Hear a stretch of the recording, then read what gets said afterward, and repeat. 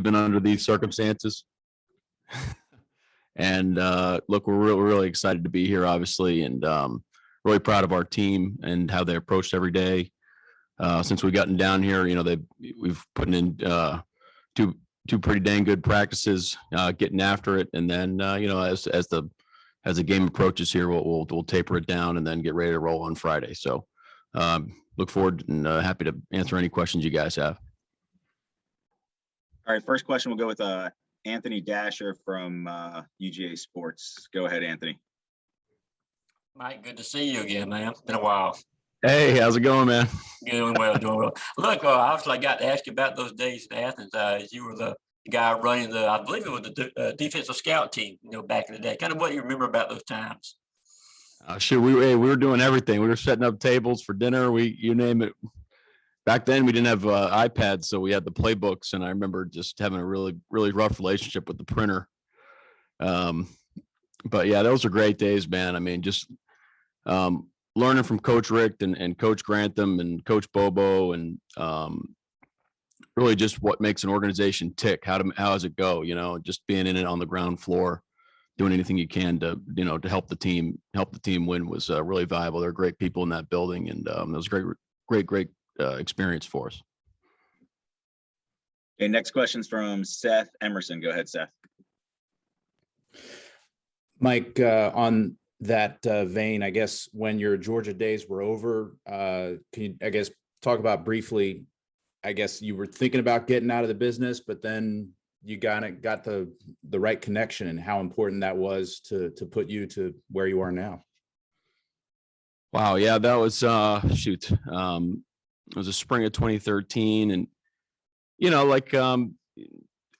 I had signed a contract with KPMG, and I was fortunate enough. I think Coach Rodney Garner actually recommended me to the one of the Ravens scouts, and that kind of worked up the food chain there. And was just really fortunate that John Harbaugh was looking to start an intern program, and I was able to kind of go through that process, and really fortunate enough that actually Jay Harbaugh, our coach here, he was one of the guys that kind of helped set the whole thing up. So, just extremely fortunate. Talk about just luck of the draw, and man, am I blessed that happened. So otherwise we wouldn't be sitting here.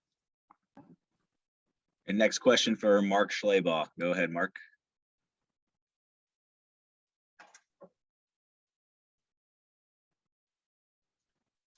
There, Mark. Yeah, sorry, Mike. Hate to keep going down this road, but what was your parents' reaction, your mom and dad's reactions when you said you wanted to go into coaching instead of the business world? Man, my parents, have been awesome. I mean, really, with both my siblings, once you kind of tell them that what you want to do, they want to see you go after it. They were more interested in how I was going to do it rather than what I was going to do. But they've just been every step of the way. Both of them are going to be here at the game, so they'll be making the trip down to Miami. So I'm looking forward to seeing them. But they were awesome. Next question for Ryan Zook. Go ahead, Ryan. Hey, Mike, Ryan Zook with MLive. When you look at JT Daniels and Stetson Bennett, what are some similarities and differences you see between them? Oh, shoot. I mean, both have great command of the offense, and how the offense is set up. They're very similar to our football team. They play complementary football. They know where to go with the ball. The system is really complementary. They really make you defend the entire width of the field. And then with their play action on first, second down game, they can get the ball to their guys who, don't lack speed, at any position, and get it to them really any part of the field. So they both do a great job. Stetson, he's probably a little bit more willing to take off when the play breaks down, but other than that, they're both really good players. Okay, next question for Andrea Adelson. Go ahead, Andrea. Hi. With the way that David and Aiden have played for you guys this year, it feels like they have a special chemistry, and I'm wondering how you were able to see that develop either through the off season or through the course of this season. Yeah, that's a great question. Aiden has had the same approach since probably since he's been here. Definitely the year that I've seen him. And then, to see David's growth over the year that, since I've known him, it's been really impressive, and it's a tribute to him. I think what happened was he saw how Aiden approached everything and the success that he was having, and he realized what it took to be, great. He was going to be really good. He's a talented guy, but his approach really, working with Aiden on a daily basis, and the rest of our coaches, they really taken on to the coaching, and then just what it takes in terms of, weight room, practice habits, film preparation, all those things. He really upped his game, and him and Aiden, like you see, like the chemistry is real out there, and I'm very proud of where David's at. Okay, next question for Mark Weiser. Go ahead, Mark. Hey, Mike, Mark Weiser, Athens Banner Herald. Take me back to coaching the Cedar Shoals 9th grade team. How did coaching at that level of football develop you into the coach you are now? And do you remember any details of that season? Oh, absolutely. Man, that was a great year. That was probably the most fun I've had coaching, probably up to this year. I mean, that was a blast. I mean, she would have, I remember Wednesday night mop nights. You wouldn't know what guys would show up to practice sometimes, but talk about great people in that building. Coach Xavier Smith really, really taught me a lot, just about, really more about life and just how to be a man, and how to grow up and how to mentor people, and have some great relationships with some of those players still to this day. Obviously Coach Smith is a mentor of mine. We were just texting actually probably a day or two ago, but that was a great memory, man. We would have, we'd have our games Thursday nights and then go see the friends and let them know how we did. I think 5 of the 6 games we had shutouts, so I'm still pretty proud of that. And next question for Dennis Dodd. Go ahead, Dennis. Hey, Mike. Congratulations for getting here. I get that it's Michigan and it's a defensive coordinator position, but why was this a better career move now? Coming off a 2-4 season, everything else, than being a position coach in the NFL for a pretty successful franchise. Yeah, it's a great question. I didn't really think about all the extra 2-4 thing, hot seat. Quite frankly, I didn't really know about it. I mean, I knew Coach Jim Harbaugh, and like you said, Michigan and the reputation that this university has, and I mean, it was honestly, it was pretty simple. And then just personally, my personal goals was I always wanted to be a defensive coordinator at any level, and I mean, this is big time football. It doesn't get any bigger than this,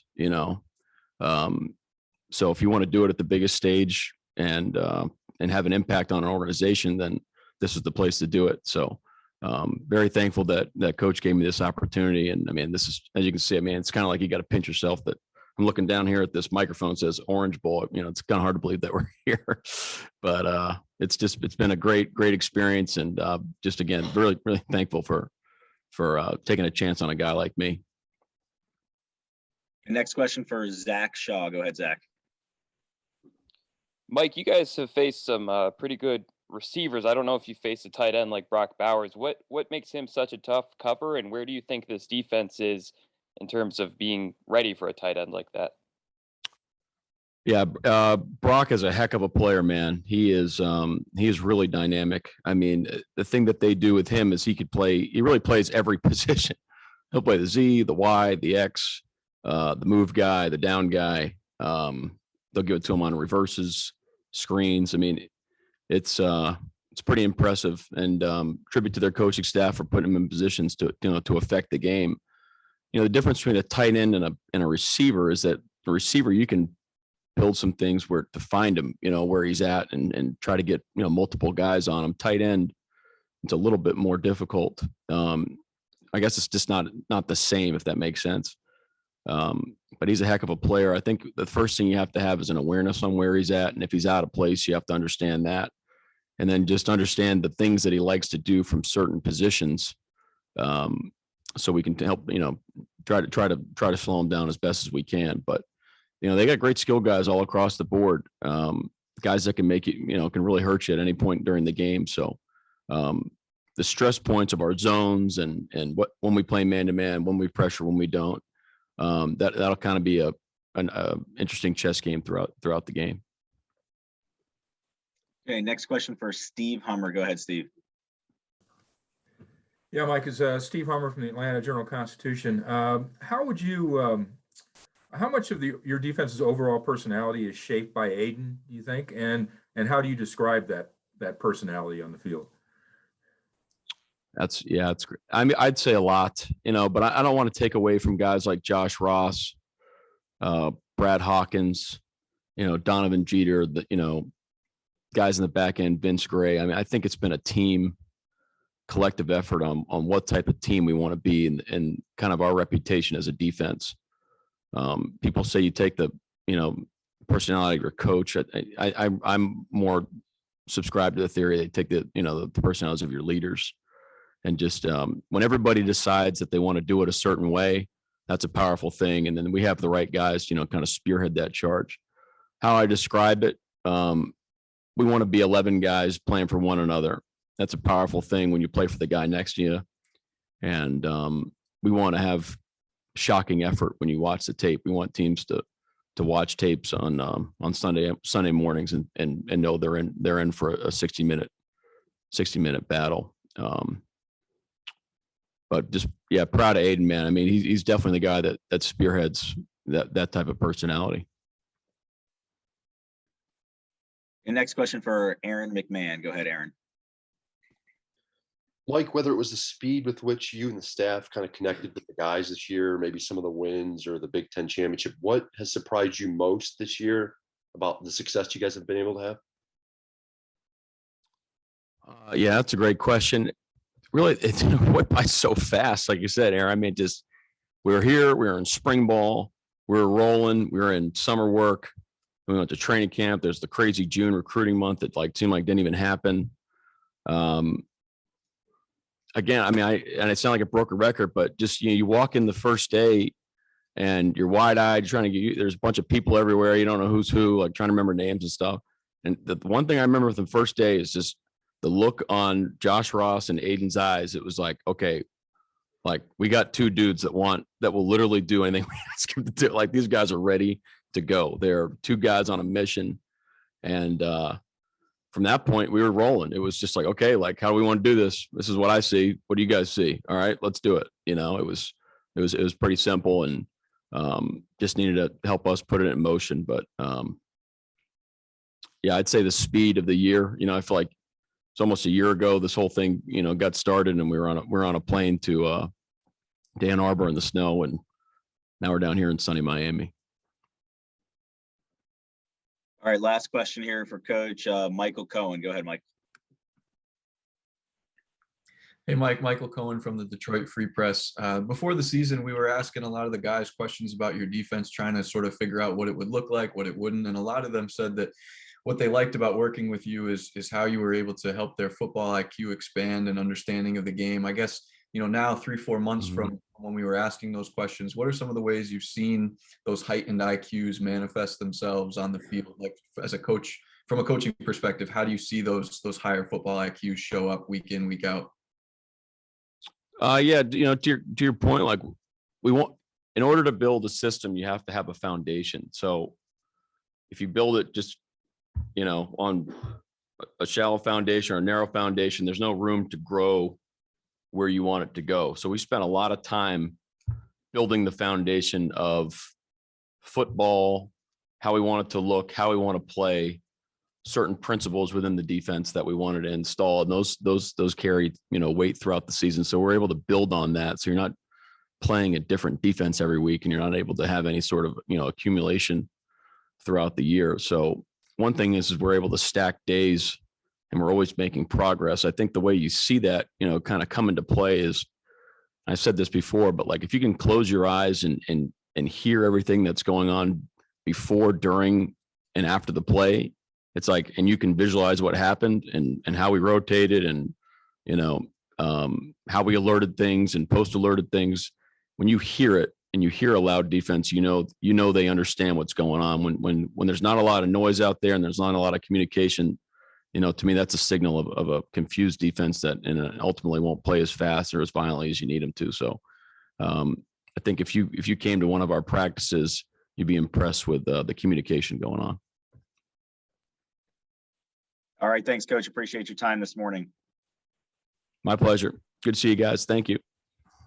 We're going to get Chris Hinton and Mozzie Smith are going to be the first two student athletes to join us. After they're done, then we will have our next two student athletes, David Ajabo and DJ Turner, afterwards.